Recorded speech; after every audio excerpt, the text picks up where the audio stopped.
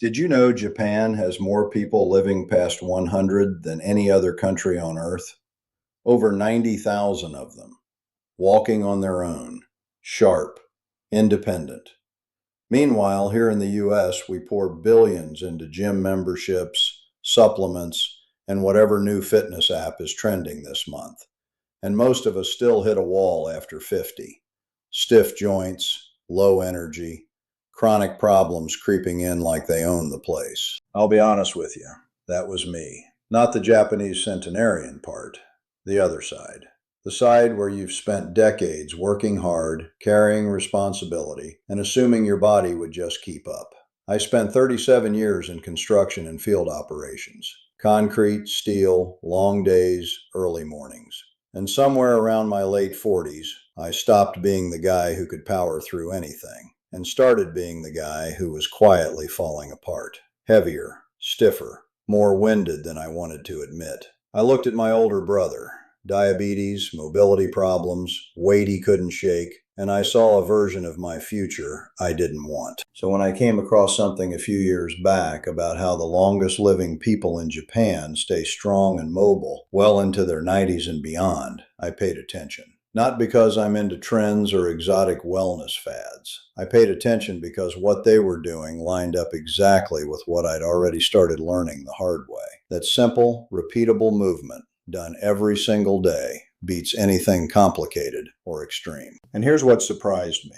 Researchers from some of the top medical institutions studied Japan's oldest citizens and found that the secret wasn't some special diet or advanced exercise program. It was 6 simple daily movements. So subtle, so basic, that most Western doctors had written them off as too easy to matter. Until the brain scans, the balance tests, and the joint imaging came back and told a completely different story. One of those movements, just 2 minutes a day, was connected to living roughly 7 years longer. If you're over 50 and you've been noticing the stiffness settling into your knees, your reflexes slowing down, or that mental fog rolling in more often than it used to, stay with me. What I'm about to walk you through are 6 movement habits that could change how you age. No pills, no fancy equipment, no sweat. And if any of this hits home, drop your name and where you're watching from in the comments. I want to hear from you. Let's start with number 6. The Japanese call it Sampo, and it's going to challenge everything you think you know about walking. Now, I walk every single day. It's the foundation of everything I do. Rain or shine, morning or afternoon, I'm out there.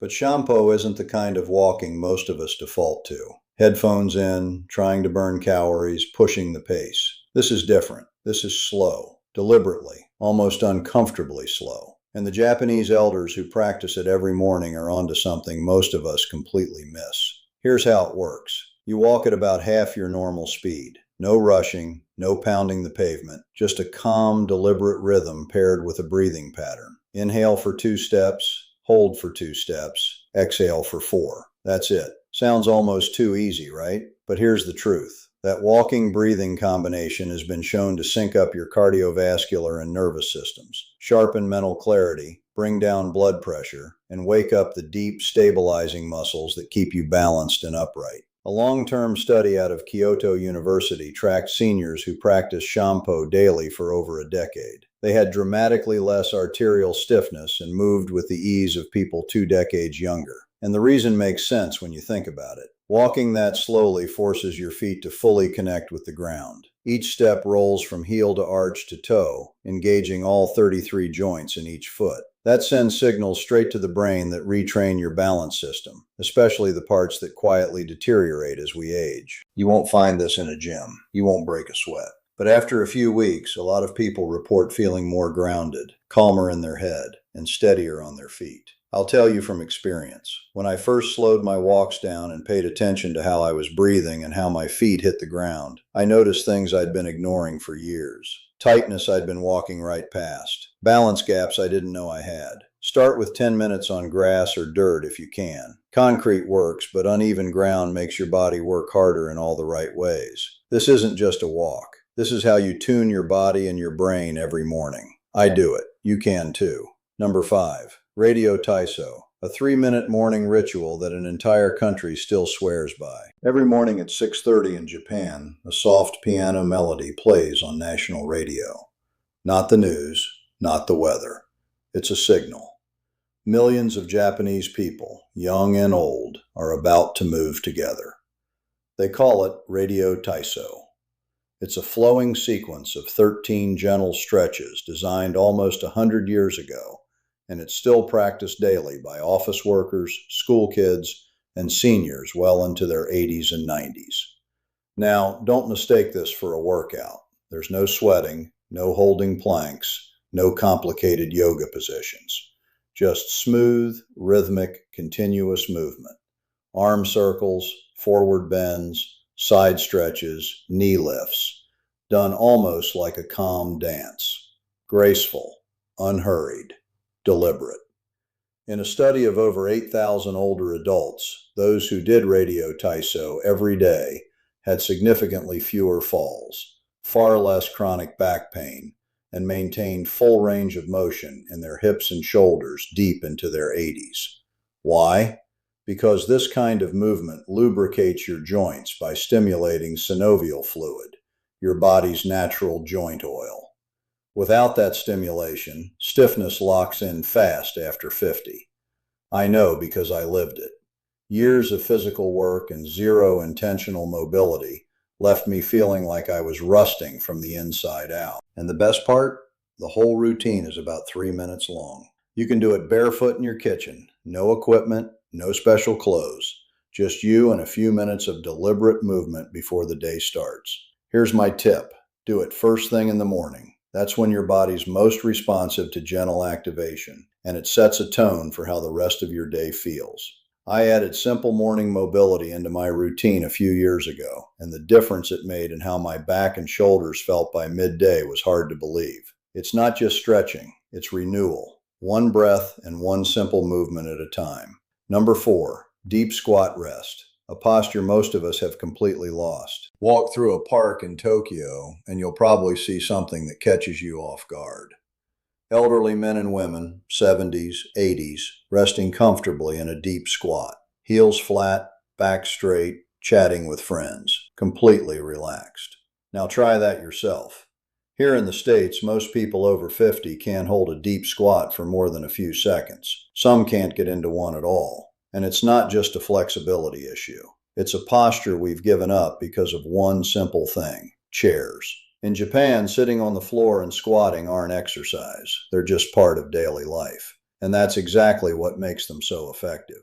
A 12-year study of over 5,000 older adults found that those who could hold a deep squat for at least 2 minutes had a dramatically lower chance of ever needing assisted living. Their hips stayed mobile, their knees stayed strong, their independence stayed intact. From a structural standpoint, deep squatting opens the hips through their full range, strengthens the pelvic floor, decompresses the spine, and keeps your ankles mobile and your joints nourished. That's a lot of return from one position. I'll be straight with you. When I first tried getting into a deep squat after years of construction work and sitting in trucks, it was humbling. My ankles were locked up, my lower back screamed at me. But I started small, squatting near a wall, using a sturdy chair for support, putting a rolled towel under my heels when they wouldn't stay flat. 20 seconds here, 30 seconds there, a few times a day. And over weeks and months, my body started remembering what it was supposed to be able to do. This isn't just a stretch. It's your body returning to a position it was designed for, resting, restoring, and realigning without ever leaving the ground. Once you get it back, you won't want to sit the same way again. That's what made the difference for me. Not some complicated program. Just getting back to basics my body had forgotten. Number 3, single leg standing, balance training that also builds your brain. In Japan, doctors don't just hand out prescriptions for aging. They prescribe this: stand on one leg for 1 minute, twice a day.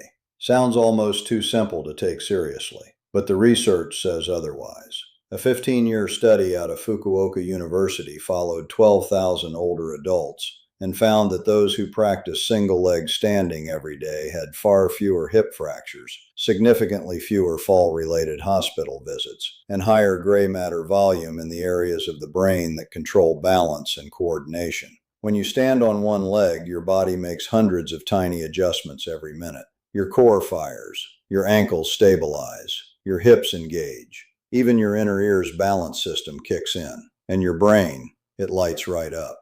Researchers now say that your ability to balance on one leg is a stronger predictor of how long you'll live than your cholesterol or blood pressure numbers. Here's the truth. Balance is one of those things you don't think about until you lose it. And by the time you notice, you've already lost more than you realize. I started working on my balance as part of my overall GDK working, and it was eye-opening. I thought I was steady. I wasn't. Standing on one foot near the kitchen counter for 20 seconds felt harder than carrying materials across a job site used to, DK. Here's how to start safely. Stand near a wall or countertop. Lift one foot just an inch or two off the ground. Pick a fixed point ahead and focus on it. Breathe normally. Start with 20 to 30 seconds each leg. If that's too easy, try closing your eyes or standing on a folded towel to add instability. A lot of Japanese seniors do this while brushing their teeth, turning an everyday habit into something that protects them for years. As you improve, add slow head turns or gentle arm movements. That forces your brain to adapt in real time, which builds neuroplasticity, the brain's ability to stay sharp and responsive. It's balance training for the body and the brain wrapped into 1 minute of quiet focus. And if you're thinking you don't have time, you already brush your teeth twice a day. Why not strengthen your brain while you're at it? Number 2, 4 sitting transitions. Maybe the single best test of how well you're aging. In Japan, sitting on the floor is just part of life. They eat there, drink tea there, watch TV there, which means they also get up and down from the floor dozens of times every single day. Most of us don't think twice about that,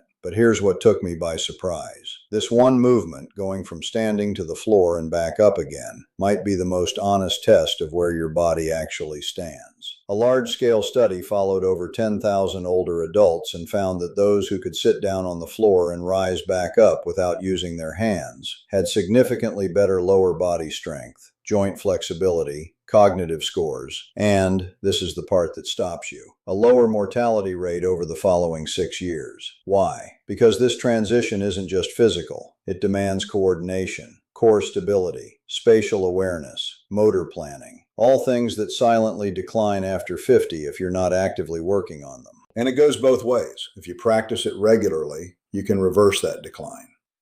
Start simple. Lower yourself into a kneeling position using a chair or a low stool for support.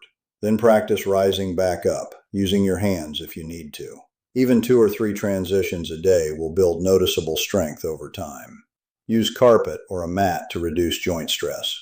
I'm speaking from experience here. When I first started paying attention to how I got up off the floor, after years of just hauling myself up with whatever was nearby, I realized how much strength and control I'd quietly lost. Now it's something I work on regularly. Not because it's glamorous, because the day you can't get off the floor on your own is the day you stop living on your own terms. That's not something I'm willing to give up. Number 1, the towel twist. 2 minutes that can rewire your entire body. This last one might look almost too simple to take seriously. You take a towel, you twist. That's it. But in Japan, this daily practice is credited by many of the oldest, sharpest people alive as one of the main reasons they've stayed strong, focused, and mobile deep into their 90s. Here's the movement. Hold a towel at shoulder height with both arms extended. Pull outward gently like you're trying to tear it apart. Then slowly twist your torso to one side while keeping your hips facing forward. Hold for about 3 seconds. Return to center. Twist to the other side. Keep that tension on the towel the entire time. That constant tension activates deep stabilizer muscles, the ones that barely fire during most typical exercises.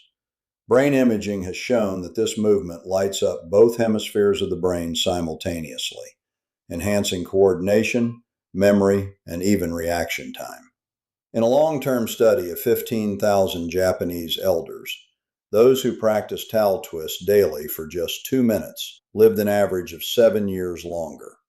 Their grip strength, one of the most reliable markers of overall health and independence, stayed above critical thresholds well into their 90s. Do it first thing in the morning and again before bed.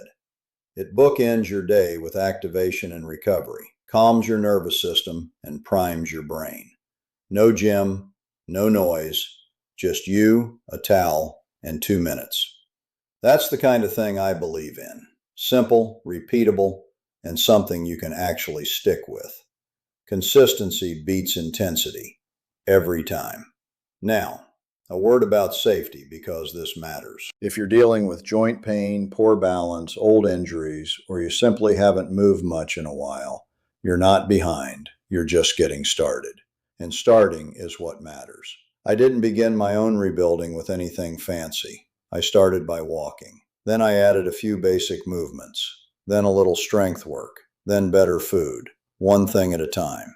That's how it stuck. These movements aren't about perfection. They're about showing up and being consistent. Practice near a wall or countertop for support. Start with the standing movements, the slow walking and the towel twist. For deep squats and floor transitions, use cushions or supports until your body adapts. And listen to your body. Pain is not progress. If something doesn't feel right, talk to your doctor or a physical therapist. I'm not a doctor. I'm not a trainer. I'm a man who learned the hard way that discipline and simple daily habits matter more than any program or product. Because aging well isn't about pushing hard. It's about moving smart every single day. Here's what I want to leave you with. You don't need to move to Japan to age like the Japanese. You just need to move with purpose. What you've heard today isn't a workout plan. It's not a trend. It's not anti-aging. It's a return to the kind of natural human movement that most of us slowly lose inside a chair-bound, screen-filled, convenience-driven life. These 6 movements take less than 15 minutes a day.